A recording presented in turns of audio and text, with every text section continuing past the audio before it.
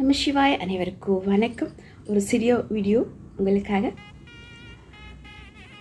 நம்ம தினந்தோறும் வாசலுக்கு கோலம் போடுறோம். சில பேர் பார்த்திங்கன்னா கல் கோலம் போடுறாங்க. ரொம்ப ரொம்ப தப்புங்க. வாயில்லா ஜீவன் சில நேரத்தில் அந்த காலங்காலத்தில் அதுக்கு ரொம்ப பசியாக இருக்கும். நீங்கள் ஒரு கோலம் போட்டிருப்பீங்க, சரி அது போய் சாப்பிடலாம், அது உணவாக அதை நினைக்கும். இயற்கையாகவே அது உணவாக அதை நினைக்கும். போய் சாப்பிட்லான்னு போகும்போது அது கல் மாவாக இருந்தால் அதுக்கு எப்படி வலிக்கும், சபிக்குங்க. உண்மையாலுமே இந்த காலங்காலத்தில் இதை சாப்பிட தேவையா? அழகாக நமக்கு ரேஷன்லாம் அரிசி கிடைக்குதுங்க. இந்த மாதிரி அரிசி மாவு கோலம் போடலாமே இல்லைங்களா? அதை அரைச்சிட்டு பாருங்கள் எவ்வளோ அழகாக இருக்குது பாருங்கள். நிச்சயமாக இந்த மாதிரி அரிசி மாவில் கோலம் போடுங்க. நிச்சயமாக ரொம்ப ரொம்ப விசேஷமாக இருக்கும். அது மட்டுமா வீட்டில் மகாலட்சுமி கட்டாட்சமாக இருக்கும். காலங்காலத்தில் எந்திரிச்சு குளித்து வாசலுக்கு ஒரு மாங்கோலம் போட்டு வீட்டில் விளக்கேற்றுங்க. அதுவே மகாலட்சுமி கட்டாட்சமாக இருக்கும். அது மட்டுமா காலங்காலத்தில் அந்த வாயில ஜீவன்கள் உணவை தேடி வரும். நீங்கள் ஒரு மாங்கோலம் போட்டிருந்தீங்கன்னா அதில் போய் வாயை வச்சு அதை சாப்பிடும்போது அதுக்கு வயிறார அதை சாப்பிட்டுச்சோன்னா உங்களை அது வாழ்த்தும். ஆஹா, இந்த வீட்டில் நமக்கு மாங்கோலம் போட்டிருக்காங்களே, அரிசிமா உணவாக வச்சுருக்காங்களே அப்படின்னு சொல்லி பகவான்கிட்ட பிரார்த்தனை பண்ணணும். இந்த வீட்டில் எல்லாம் நல்லா இருக்கணும் அப்படின்னு சொல்லி வாழ்த்திட்டு போகும். அதே நீங்கள் இந்த கல்லுக்கோலமெல்லாம் போட்டு அதை சாப்பிடும்போது அது பசியோடு இருக்கும். நமக்கே சில இடத்துல பசியோடு இருக்கும்போது அந்த சாப்பிட கொண்டு வைப்பாங்க. அதில் ஒரு கல் கடிச்சாலே நமக்கு எவ்வளோ வருத்தமாக இருக்கும் இல்லைங்களா? நாமளே வருத்தப்படுவோம் அப்பான்னுட்டு.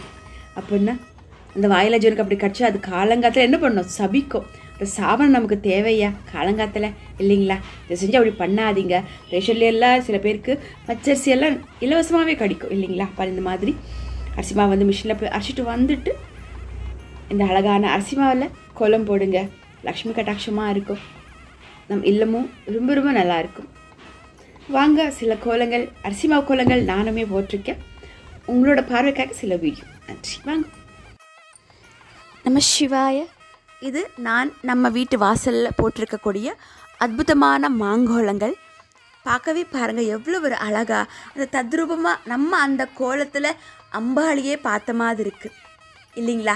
கோலம் என்பது என்னங்க, ஒரு லக்ஷ்மி கட்டாட்சம்.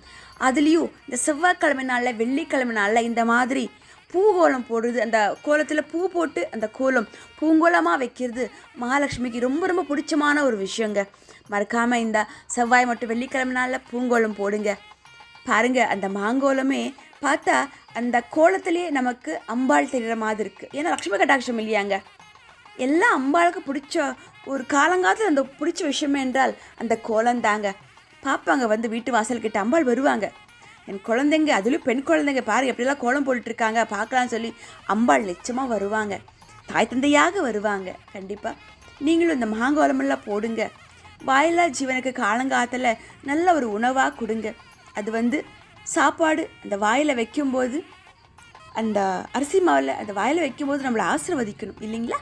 அதே மாதிரி லக்ஷ்மி கட்டாட்சமும் இருக்கணும். தயவு செஞ்சு அற்புதமான மாங்கோலங்களை போடுங்க. அம்பாளுடைய பரிபூர்ண ஆசீர்வாதத்தை பெற்று எல்லோரும் நல்லா இருக்கணும்னு இந்த அன்பான தெய்வ மகளின் வாழ்த்துக்கள்.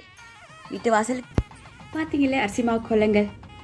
வீட்டு வாசலில் அந்த அரிசி மாவு கோலம் போடும்போதே ஒரு லக்ஷ்மி கட்டாட்சங்க. அந்த கோலத்திலே நாம் அம்பாளை பார்க்கலாம். ஓ அம்மா, இப்போ நம்ம கோலம் போட்ட உடனே பாருமா எவ்வளோ நல்லா இருக்குன்னு சொல்லி அதுக்கிட்டே நீங்கள் பேசி பாருங்கள். ஒரு உணர்வு தான். அது நல்லா இருக்குது, அது மாங்கோலமாக இருக்குன்னு நம்ம மனசுக்கே ஒரு திருப்தி. ஓ இதை நமக்கு அம்பாள் தெரியுறாங்க, அம்பாளுக்கு அது பிடிச்சிருக்க மாட்டிருக்குன்னு சொல்லி நாமளே அதை உணரலாம். இயற்கையாகவே நம்ம அதை உணரலாம் இல்லைங்களா? சரி, இந்த வீடியோ உங்களுக்கு பிடிச்சிருந்தா 2 பேருக்கு ஷேர் பண்ணி விடுங்க.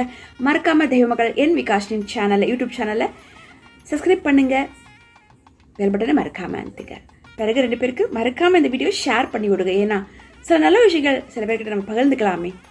நன்றி. உங்களுடைய அன்பு தெய்வ மகள் என் விகாஷி. நம்ம சிவா வாழ்க, அதன் தாழ் வாழ்க, இமைப்பொழுது என் நெஞ்சில் நீகாதான் தாழ் வாழ்க. ஓம் நம்ம சிவா. வெற்றிவியல் முருகன் சாமியே துணை, வெற்றியல் முருகரே போச்சு.